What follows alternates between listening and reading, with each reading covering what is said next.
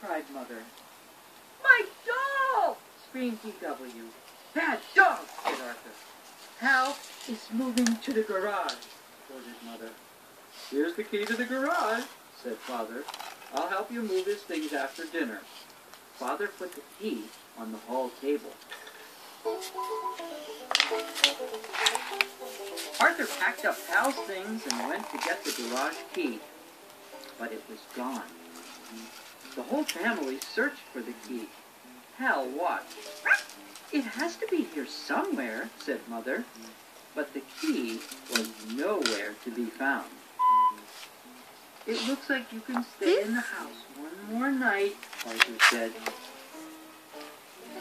I heard Mom and Dad whispering, said T.W. And Hal's in big trouble. They said he'd better be trained soon, or else. Shush, said Arthur. You'll hurt his feelings. That night, Arthur remembered to close Pal's gate.